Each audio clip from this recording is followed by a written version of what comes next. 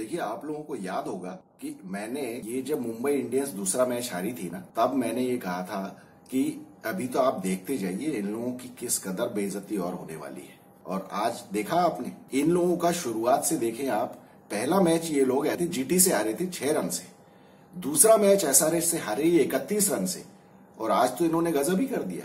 अपने घर में 27 बॉलों के रहते हुए हारे हैं ये लोग, 6 विकेट से ये लोग मैच हारे हैं।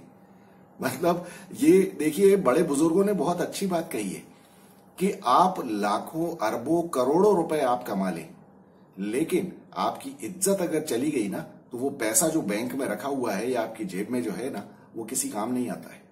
आज ये बात मुंबई इंडियंस के साथ भी बिल्कुल सही हो रही है और हार्दिक पांड्या के साथ तो हो ही रही है। और अभी तो आप देखते जाइए, अभी भी इसकी हरकतें सुधरी नहीं है।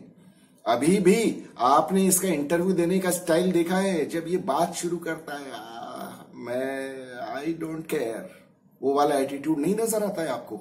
इस तरह से बात नहीं करता है ये कि अभी भी मतलब ये कि मेरे साथ जो हो रहा है वो तो मतलब ऑन द क्रिकेट ग्राउंड जो भी हो रहा है वो तो I am following the process. अरे idiot, you are not following the process. मैं करता हूं अभी डिसेक्शन, इसने क्या क्या किया है गड़बड़। मैं हमेशा फिर से वही बात में दोहराऊंगा, इसकी कप्तानी की बहुत बुरी तरह से पोल खुली है, बहुत ज्यादा बुरी तरह से। इसमें कोई शक नहीं है कि गुजरात टाइटंस में जो इसकी जो परफॉर्मेंस रही है वो सिर्फ और सिर्फ आशीष नेहरा की वजह से रही है। आज मैं मैच के ऊपर तो मैं बाद में आऊंगा, लेकिन पहले आज आप ये देखिए, दुनिया भर में इसको जहां जहां जा रहा है वहां गालियां पड़ रही है। आज अपने होम ग्राउंड पे भी इसको गाली तो नहीं पड़ी, लेकिन फिर भी वहां रोहित रोहित के नारे लग रहे थे। तो मुझे एक बात बताइए आप कि करोड़ों लोग इस दुनिया में जो हार्दिक पांड्या को गाली दे रहे हैं, मुंबई इंडियंस को गाली दे रहे हैं, वो सारे बेवकूफ हैं। बस एक समझदार मुंबई इंडियंस का मैनेजमेंट और ये हार्दिक पांड्या ही है बस। हार्दिक पांड्या का तो खैर मैं इसलिए नहीं कहता कि ये पढ़ा लिखा ही नहीं है। ये पढ़ा लिखा नहीं है तो इसमें अकल कहां से आनी है? उसके लिए कुछ चाहिए होती है, कुछ घर के संस्कार चाहिए होते हैं, जो घर पे जाके अपने माँ बाप को बोले कि मैं तो करके आया हूं, और वहां माँ बाप तालियां बजाए उसके ऊपर। तो फिर ऐसे आदमी की तो बेइज्जती ऐसे ही होती है ग्राउंड के ऊपर, पूरी दुनिया के सामने। मतलब आप याद है ना आप लोगों को वो इंटरव्यू जो कॉफी विद करण में दे के आया था, ये कि मैं तो अपने माँ बाप को जाके बोलता था कि मैं करके आया हूं। तो अब दुनिया कर रही है तुम्हारे साथ और तुम्हारी किस्मत कर रही है तुम्हारे साथ। ये कर्म का फल है जो पलट के वापस आता है आदमी की। किसी के साथ भी गलत काम करना नहीं चाहिए, 50 बार सोचना चाहिए किसी के भी साथ उल्टा सीधा ये घटिया टाइप की हरकत करने के पहले। लेकिन अभी भी इसको समझ में नहीं आ रहा है, अभी इसकी बेइज्जती और बाकी है।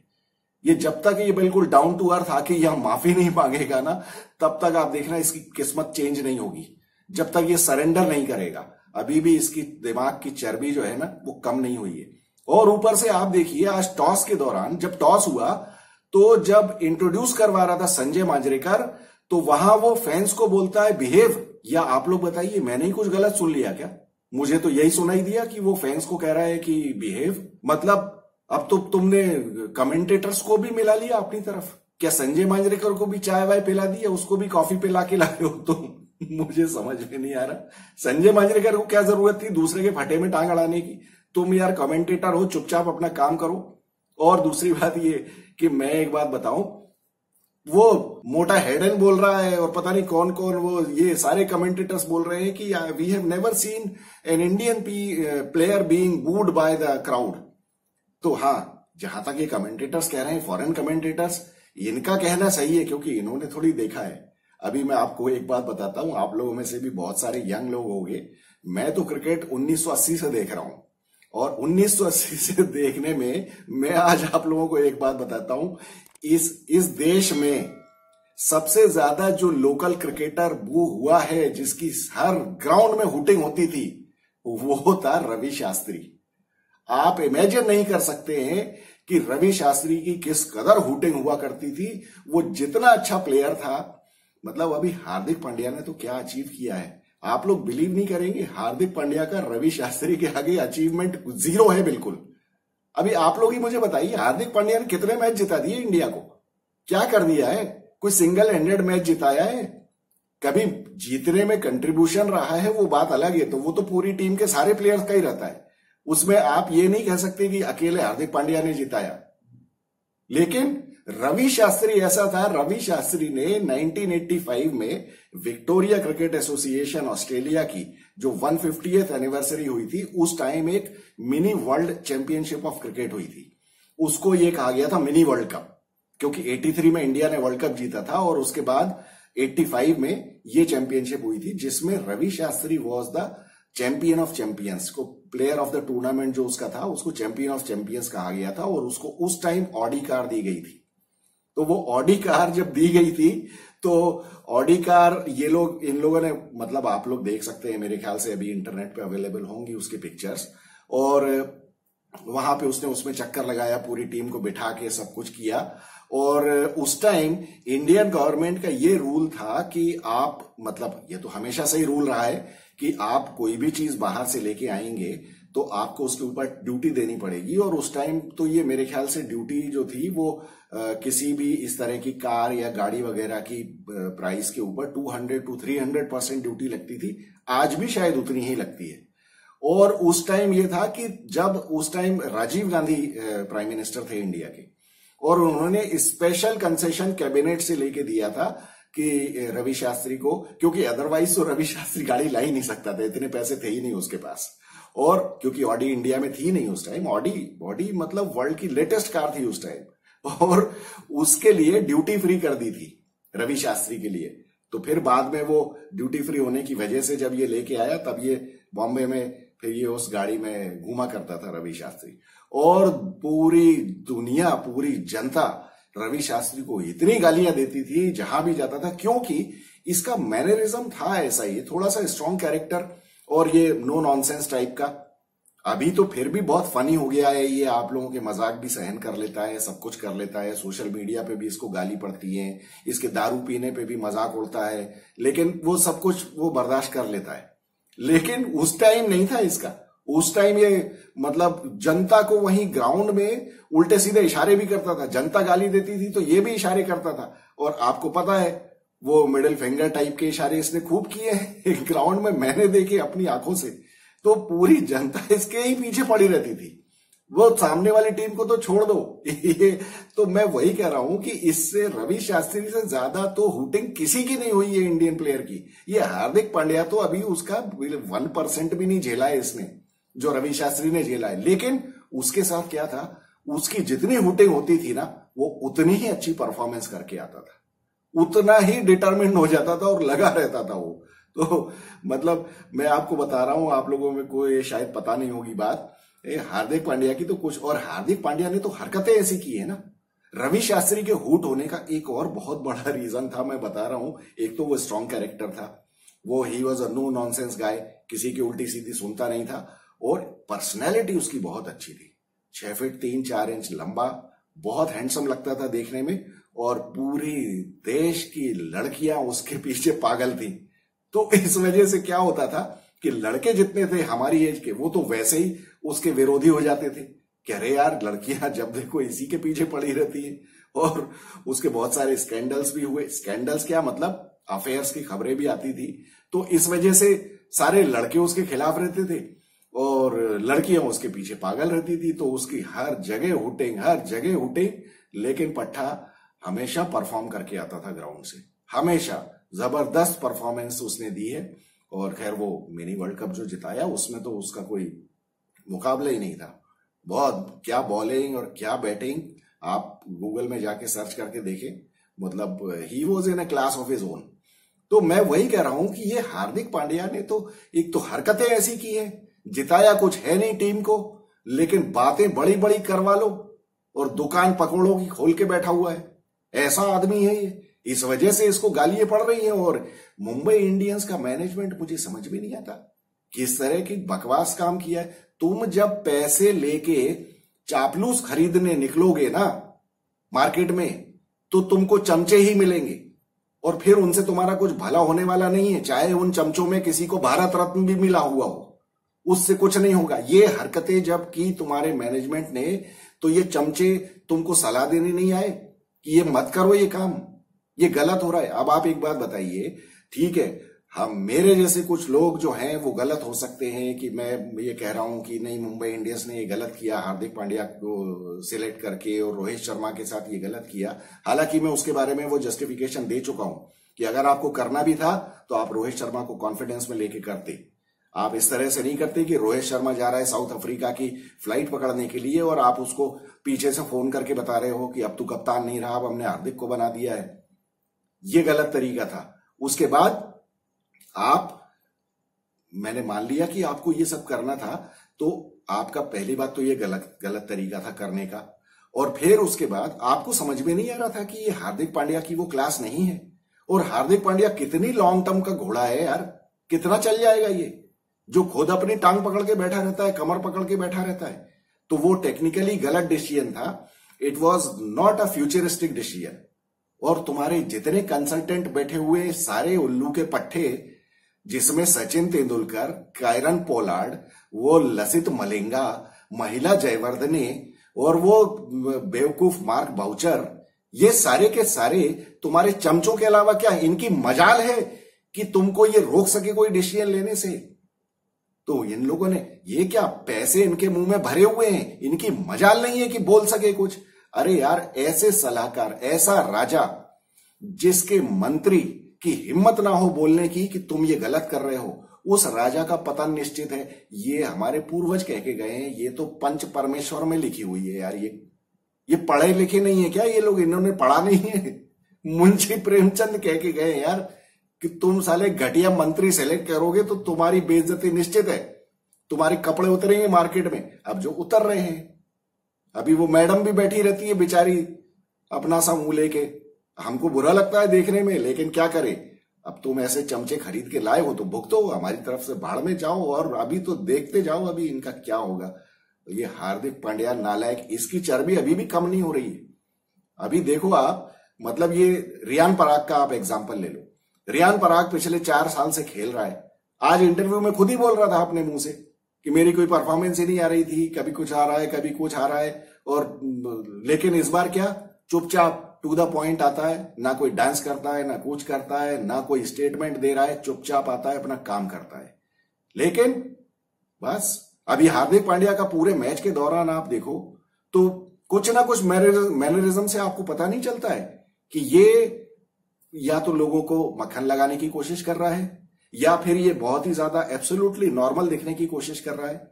अरे हमको समझ में आता है। और दूसरी बात ये है कि मुंबई इंडियंस को, मैनेजमेंट को, इनको सबको, ओनर्स को ये सब चीज समझ में नहीं आई कि ये गलत है, जो कि पूरे देश के लोगों को समझ में आ गई। देखिए, जनता कभी गलत नहीं होती है। आप ये कह सकते हैं कि नहीं जनता कितनी पढ़ी लिखी है, या जनता इमोशनल होती है, या ये होती है, वो होती है। ऐसा नहीं होता है। जनता जो डिसीजन लेती है वो सही ही होता है। और चाहे वो देश की राजनीति के बारे में हो, चाहे वो हमारे हार्दिक पांड्या के बारे में हो, तो जनता तो बिल्कुल सही कह रही है ना। और हर जगह की जनता ही क्यों गलत बोलेगी यार? मुझे समझ, आज तो मुंबई ने भी कर दिया ना प्रूव कि उन्हें हार्दिक पांड्या नहीं चाहिए। रोहित के नारे लग रहे थे ना, आज आप लोगों में सुने होंगे। और दूसरी बात यह है कि अब आप ये देखिए कि आप लोगों में से बहुत सारे लोग या तो एंटरप्रेन्योर्स होंगे या एंटरप्रेन्योर जिंदगी में बनना चाहते होंगे। देखिए, मेरा काम वही है, as a professional I am a management consultant. मैं लोगों को यही सलाह देता हूं, कंसल्टेंसी देता हूं कि जब आपके यहां कोई स्टार परफॉर्मर्स है ना, तो आपको उनकी केयर करनी पड़ती है। केयर करने से मेरा मतलब ये है कि ऐसा नहीं है कि आप कोई उनके सामने झुक जाओ। ये प्रोफेशनलिज्म वाली बात होती है कि आपको उनका रिस्पेक्ट करना पड़ता है। आपको अगर आपकी कंपनी में कोई अगर जनरल मैनेजर है, वाइस प्रेसिडेंट है, प्रेसिडेंट है, आपको उसे हटाना भी है या कोई चेंज करना है उसको, तो आप उससे बात करके करते हैं। ऐसे नहीं करते कि एक दिन आपने लेटर भेज दिया कि अब कल से तुम इधर नहीं रहोगे, तुम दूसरी जगह बैठोगे, और बस उसकी जगह दूसरे आदमी को लाके बिठा दिया, या सीधे ही लाके बिठा दिया और उसके बाद बोला कि तुम उठो अपनी सीट से। तो फिर क्या होता है, जो ये लोग पुराने परफॉर्मर्स हैं आपकी कंपनी में या आपकी टीम में, यहां मैं बात कर रहा हूं रोहित शर्मा, जसप्रीत बुमराह और सूर्य कुमार यादव की, कि इनको आप ऐसा ही समझ सकते हैं कि किसी कंपनी में सीनियर एम्प्लॉइज हैं जो कि ओवर द इयर्स परफॉर्म करते आए हैं। तो फिर क्या होता है, इन लोगों को बुरा तो लगता है, लेकिन ये कुछ जाहिर नहीं करते। लेकिन क्या होगा, अब ये मन से नहीं खेलेंगे। इसका मेरे ये कहने का मतलब ये नहीं है कि आज रोहित शर्मा जो 0 पे आउट हुआ है पहली बॉल पे तो वो जानबूझ के आउट हुआ, ऐसा नहीं होता है। हमने इसके पहले भी 10 बार रोहित शर्मा को पहली बॉल पे 0 पे आउट होते हुए देखा है, लेकिन कभी भी हमारे मन में ये सवाल नहीं आया कि रोहित शर्मा जानबूझ के आउट हुआ है। और इस सिचुएशन में भी आई एम 100% कॉन्फिडेंट कि रोहित शर्मा जानबूझ के आउट नहीं हुआ। क्यों भी कि किसी भी आदमी को अपनी परफॉर्मेंस क्यों खराब करनी है वो। लेकिन क्या होता है कि अब वो मन लगा के नहीं खेलेंगे। अब रोहित शर्मा, जसप्रीत बुमराह, स्काई, ये इस लेवल के प्लेयर्स हैं कि ये लोग इतना परफॉर्म तो करते रहेंगे कि आप इनको टीम से ना निकाल सके। लेकिन मुंबई इंडियंस जीते इसके लिए कोई एक्स्ट्रा एफर्ट नहीं होगी। तो प्रॉब्लम यही होती है। ये कंपनी के मालिकों को समझना चाहिए, बिजनेस ओनर्स को समझना चाहिए कि आपको अपने सीनियर प्लेयर्स का रिस्पेक्ट करना पड़ेगा। और आपके बाहर जो चमचे बैठे हैं ना, उनको निकाल के भगाओ जो आपको गलत सलाह दे रहे हैं। लेकिन अब होता क्या है, जिस आदमी के पास अरबों लाखों करोड़ों रुपए हैं, बल्कि लाख करोड़ रुपए से भी ज्यादा है, उसको कौन समझाएगा कि तुम गलत हो। तो चाहे मैं भारत रत्न लेके भी बैठा हूं, मेरी औकात तो 2 कौड़ी के एम्प्लॉय से ज्यादा नहीं है ना, क्योंकि मैं मुंह तो खोल नहीं सकता हूं कि मैडम ये गलत हो रहा है। इतनी औकात मेरी भी नहीं है। भारत रत्न पढ़ा रहे हैं तो वो भारत रत्न भी कैसे मिला है ये हमको पता है, किस पप्पू ने दिया है तुमको ये भी हमको पता है। तो ये इस बारे में तो मेरा बहुत मूड खराब हो जाता है ये जब मुझे याद आ जाता है ना। ये इस सब के बारे में बात करना ही बेकार है। ये हार्दिक पांड्या, अभी तो रुक जाओ आप। ये बिल्कुल मुंबई को ऐसा डुबा के छोड़ेगा ना, ये मैं और पहले भी 4 बार बोल चुका हूं, अब फिर बोल रहा हूं मैं आपको कि इनको मुंह छुपाने की जगह नहीं मिलेगी। और ये देखना आप, ये आईपीएल पूरा खत्म होते होते आई एम 95% कॉन्फिडेंट कि हार्दिक पांड्या खुद डिप्रेशन में चला जाएगा। आज क्या रन बनाए इसने, और उसने बॉलिंग क्यों नहीं की आज बॉलिंग क्यों नहीं की, आज ही बॉलिंग। आज ये अगर ये कहता है कि मैं पहले 2 ओवर डालता हूं इसलिए कि मैं स्विंग करा सकूं, क्योंकि मेरी बॉल मैं शुरू में ही कर सकता हूं, इसके बाद में तो मेरी ठुकाई हो जाती है। वो तो हमें पहले से ही पता था कि ये जब बाद में आता था, जब ये फिट था आज से 4 साल पहले भी, तब भी जब बीच में बॉलिंग करने आता था अच्छी ठुकाई होती थी इसके 8 के और 10 के रेट से। विकेट तो इसको हार्डली कभी मिले हैं, ऐसा तो कभी है ही नहीं कि इसने 5 विकेट लेके मैच जिता दिया हो। लेकिन अब जब ये शुरू के ओवरों में आने लगा है कि मैं स्विंग का फायदा उठा लूं, आज बताइए आप लोग, आज के क्लाइमेट से ज्यादा कंड्यूसिव कोई एटमॉस्फेयर था स्विंग बॉलिंग के लिए? आकाश मधवाल, नांद्रे बर्गर, उसके बाद आपका वो क्या नाम है इसका, ट्रेंट बोल्ट ने तो कमर ही तोड़ दी, जसप्रीत बुमराह, ये चारों बॉलर्स की बॉल कितनी स्विंग हो रही थी। तब आज हार्दिक पांड्या क्यों नहीं आया बॉलिंग करने? भाई तुझे स्विंग ही तो चाहिए ना, शुरू के 2 ओवर 3 ओवर करता ना स्विंग बॉल, लेकिन आज बॉलिंग क्यों नहीं की इसने? अब इसके 2 ही रीजन हो सकते हैं, या तो इसका कॉन्फिडेंस एकदम लो है, या फिर इसको कुछ प्रॉब्लम हो गई है कि ये बॉलिंग नहीं कर सकता है। तीसरा एक और हो सकता है रीजन कि इसकी इतनी ज्यादा हालत खराब हो गई हो डर के मारे कि मतलब मैं ऐसा नहीं हो कि उल्टा सीधा हो जाए कुछ तो।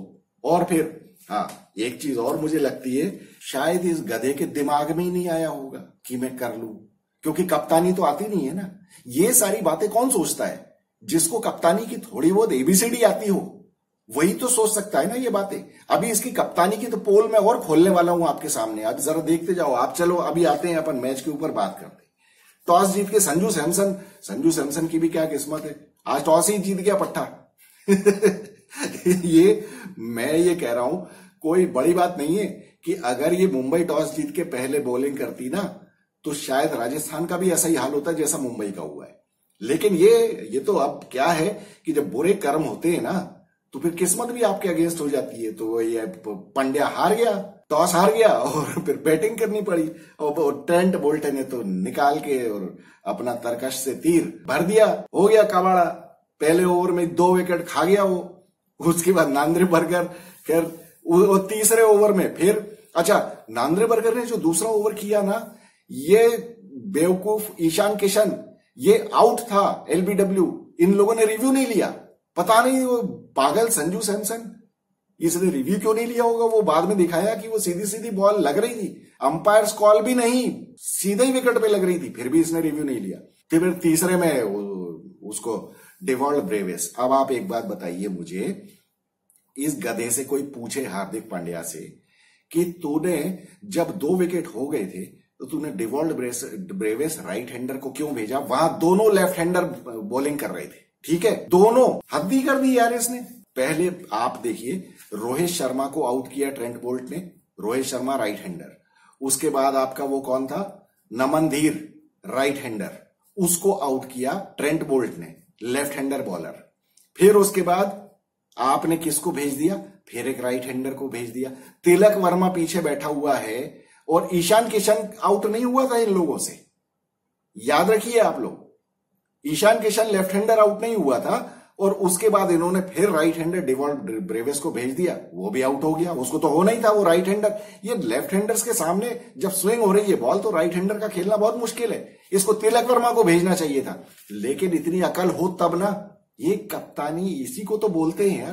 तूने डेवॉल्ड ब्रेविस, अब किसी भी कमेंटेटर ने ये बात नहीं कही, किसी ने कुछ नहीं कि भैया ये क्या कर रहे हो तुम यार तिलक वर्मा को, या शायद सुनील गावस्कर ने कही थी, ये किसने कही थी ये बात कि डेवॉल्ड ब्रेविस को क्यों भेजा? यार ये एक बेसिक कॉमन सेंस है यार, इसके लिए मेरे को टेस्ट क्रिकेट खेलने की जरूरत नहीं है। उसके बाद वो नांद्रे बर्गर ने फिर वो ईशान किशन को निपटा दिया चौथे ओवर में। उसके बाद तो इनकी हालत ही पतली हो गई। फिर आया अपने पांडुलाल आए खेलने, तो पांडुलाल ने जरूर, अब वो तो बल्ला बल्ला घुमाया, मारा, पड़ भी गए उसके, वो मैं कोई बहुत ज्यादा इंप्रेस नहीं हूं उससे। फिर 10वें ओवर में चहल जो आया तो चहल ने निपटा के रख दिया, पांडु का विकेट ले लिया 77 रन पे 5 विकेट हो गए।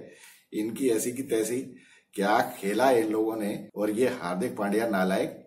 फिर वो पीयूष, अच्छा हाँ, उसके बाद आप देखिए एक और इनकी कप्तानी का बिल्कुल हीरा जैसा डिसीजन। क्या इन्होंने जब ये आउट हुआ नालायक हार्दिक पांड्या, तो इसने उसको भेज दिया यार, क्या नाम है इसका, ये पुराना चावल, कौन सा चोपड़ा है यार ये, इसका नाम ही भूल गया मैं, क्योंकि इसको तो मेरी तरफ से तो मैं टीम से निकाल ही चुका हूं। पीयूष चावला, पीयूष भेजा होगा यार। आप बताइए, वो मोटा राक्षस डेविड 6 फीट 8 इंच वाला, वो उसको तुम इतने करोड़ों में खरीद के लाए हो, उसको क्यों नहीं भेजा? वो तो वो तो प्योर बैट्समैन है, उसकी जगह पीयूष चावला को भेज दिया। मतलब क्या सोच रहे थे कि पीयूष चावला क्या करेगा? पीयूष चावला रोक देगा वहां, या पीयूष चावला वो क्या आस्किंग वो स्कोरिंग रेट बढ़ा देगा, या क्या 20 ओवर खेल जाएगा? 10वें ओवर में भेज दिया उसको, वो हो गया 12वें ओवर में आउट। वो तो होना ही था उसको, जब बड़े बड़े निपट गए यार, तो तुम का किस खेत की मूली हो पीयूष चावला को खुद मना कर देना चाहिए था यार कि आप लोगों ने जो मेरे को इज्जत बख्शी उसके लिए मैं आपका बहुत आभारी हूं, लेकिन भैया डेविड को भेज दो यार। कौन वो पूरे मोटे मोटे ये कैरन पोलार्ड और मार्क बाउचर, ये उल्लू के पट्टे वहां बैठ के ये डिसीजन ले रहे कि पीयूष चावला को भेज दो, उधर डेवॉल्ड ब्रेविस को भेज दो, और ये अरे बाप रे बाप। और हार्दिक पांड्या बॉलिंग नहीं करेगा ओपनिंग में, वाह रे वाह। फिर क्या, तिलक वर्मा ने आज बहुत बेवकूफी की है।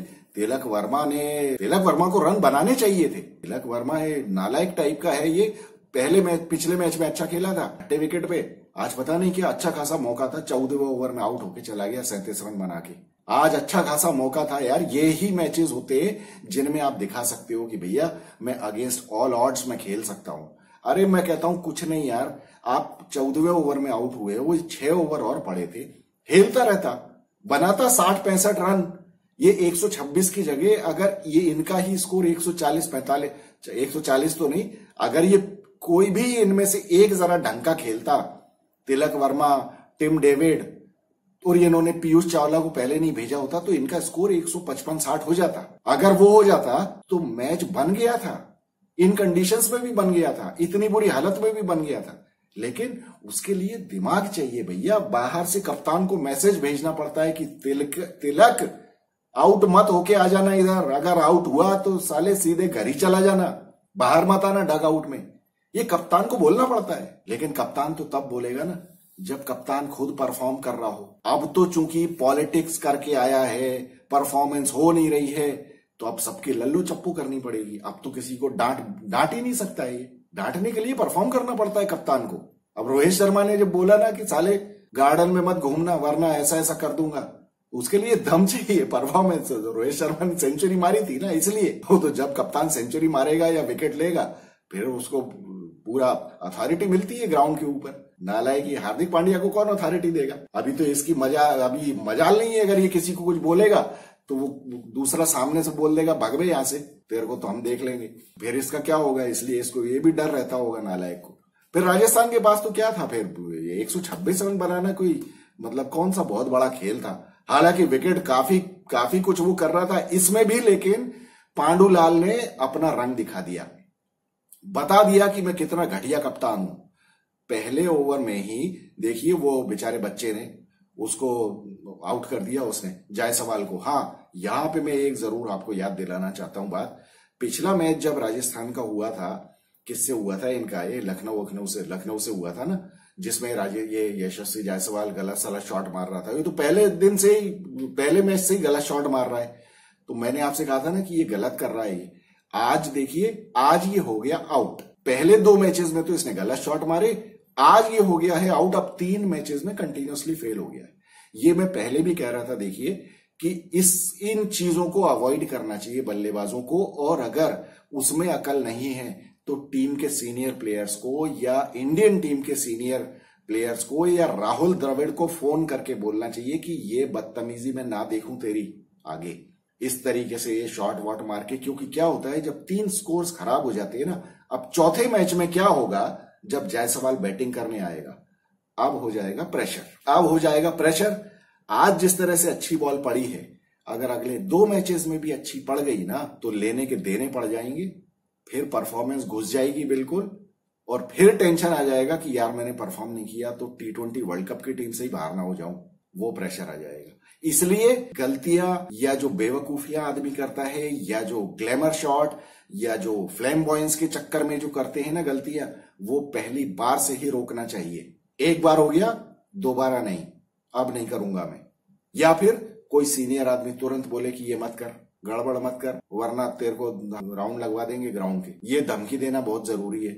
इन लोगों को ग्राउंडेड रखना बहुत जरूरी है। तुरंत हवा में उड़ने लगते हैं ये लोग। वो रियान पराग से ज्यादा इसका एग्जाम्पल कोई हो ही नहीं सकता, जो 5 साल से भुगत रहा था वो अब आया है लाइन पे, परफॉर्मेंस आ रही है, वो बहुत जरूरी है। यशस्वी जायसवाल के साथ कम से कम गनीमत है कि ये सारी हरकतें वो नहीं करता है छिछोरी टाइप की। लेकिन ये अब सीरियस बात है, उसको जरा क्रिकेट को सीरियसली लेना पड़ेगा कि मुझे बैटिंग कोई लड्डू नहीं है जो बस पड़ा हुआ है और जाके खा लिया आपने। फिर उसके बाद क्या, जसप्रीत बुमराह ने बहुत कोशिश की लेकिन हो गई वाइड के भी पंजे वंजे निकल गए, सब हो गया।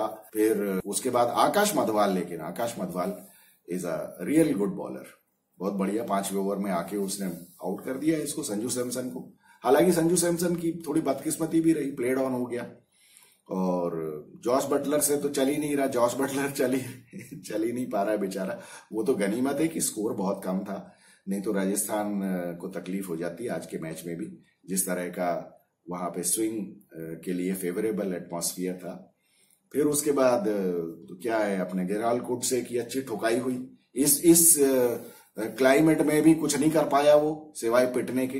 हालांकि उसके बाद मतलब क्या है, नॉर्मली खेलते रहे ये लोग, बहुत ही आराम से खेल रहे थे, कोई टेंशन तो था नहीं इन लोगों को आस्किंग रेट का। अब ये पता नहीं राजस्थान रॉयल्स में भी ये लोग अश्विन को क्यों ऊपर भेज रहे हैं, ये मेरी समझ में नहीं आ रहा है यार। I don't agree with this decision. Ashwin किसी क्रूशल मैच में इन लोगों को बहुत बुरा फंसाएगा। अश्विन की वो क्लास नहीं है, अश्विन की जगह आपको दूसरा देखना पड़ेगा।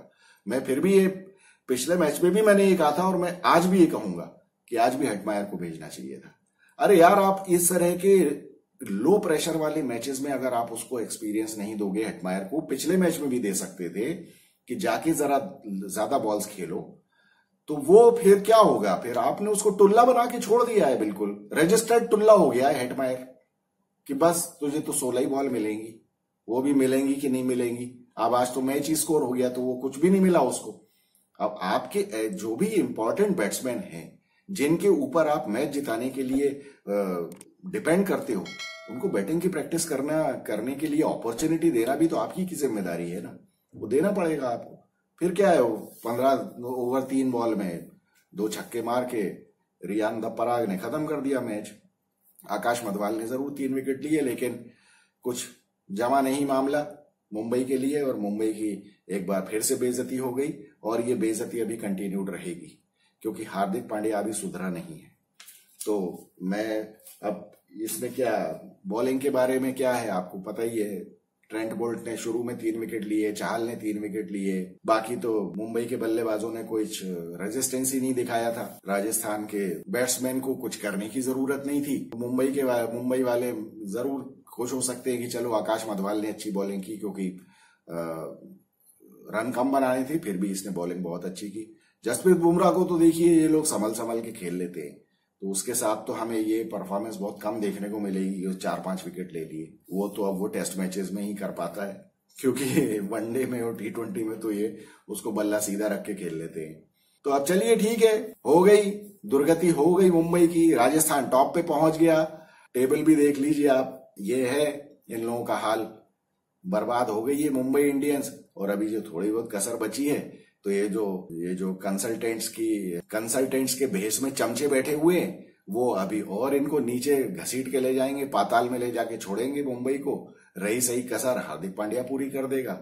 बाकी रोहित शर्मा और जसप्रीत बुमराह को तो कोई मतलब नहीं है, लेना देने नहीं है। तुम जानो, तुम्हारा काम जाने, भाड़ में जाओ। हमको तो जितने पैसे मिलते हैं उतनी की बैटिंग करेंगे, उतने की बॉलिंग करेंगे, बाकी तुम अपना अपना देख लो। तो ये हाल होने वाला है इनका। तुम बस यही करो, पॉलिटिक्स करो, फिर अब यही होगा, भुगतेगी मुंबई इंडियंस। अभी तो आप देखते जाओ, अभी तो क्या 3 ही मैच हुए हैं, अभी तो बहुत आगे लड़ाई बाकी है बेइज्जती की। तो चलिए, अब कल एक बड़ा मजेदार मैच होगा। बेंगलोर फिर से अपने घर में खेलेगी, और इस बार लखनऊ के साथ। और अब पूरी दुनिया एक्साइटेड होगी मयंक यादव को फिर से देखने के लिए। और यहाँ पे ये वैसे भी इनके टुल्ले चल नहीं रहे हैं। कौन? ये अपने ग्लेन मैक्सवेल, और ऊपर से अपना फाफ डुप्लेसी ने भी स्कोर नहीं किया है। हालांकि उसको मैं टुल्ला नहीं कहूंगा, लेकिन अब उसको भी थोड़ा सीधे बल्ले से खेलना पड़ेगा। भैया रन तो कोई बना ही नहीं रहा है, जब रन ही नहीं बनाओगे तो फिर क्या होगा। वो बेचारा अकेला विराट कोहली लगा हुआ है, और वो विराट कोहली भी कब तक कंसिस्टेंटली बनाता रहेगा, कंटिन्यूअसली बनाएगा क्या? अगर मान लो कल वो फेल हो गया तो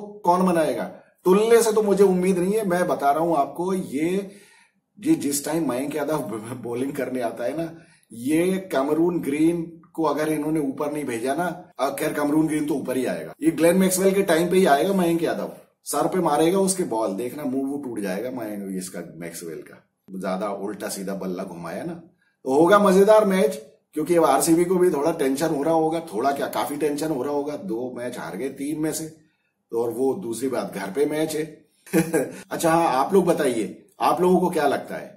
मतलब मैंने जो कहा उसमें कुछ गलत लगता हो तो आप कमेंट करके बताइए मुझे कि मैं कुछ गलत कह रहा हूं। या हार्दिक पांड्या ने क्या कप्तानी की जो ब्लंडर्स की हैं, मैं ब्लंडर्स ही कहूंगा इनको, इनके बारे में आपका क्या ख्याल है? डिवॉल्ट ब्रेविस को ऊपर भेजना, पीयूष चावला को ऊपर भेजना, ये मतलब आप लोग अग्री करते हैं क्या इससे? उसके बाद फिर बैटिंग मतलब बॉलिंग, हार्दिक पांड्या का बॉलिंग ना करना, आज उसको नई बॉल क्यों नहीं फेंकी उसने? मतलब मुझे आप बताइए, कोई आर्ग्यूमेंट है इसके खिलाफ? अगर आप लोगों को ये एनालिसिस पसंद आई हो तो आप वीडियो को लाइक, शेयर और सब्सक्राइब करिए, और आप लोग बताइए कि आप लोगों के क्या व्यूज हैं इस मैच के बारे में। आपको क्या लगता है कि मुंबई को वाकई आगे कुछ सफलता मिलेगी, या ऐसे ही इनकी धुलाई होती रहेगी या वाकई ये मैनेजमेंट जो है इनका, उसमें जो कोचेस हैं ये अपना सही काम कर रहे हैं या नहीं कर रहे हैं? तो I would like to hear your views. तो चलिए मिलेंगे कल के मैच के बाद। I am Vikas Saxena, the biased analyst. Thank you so much.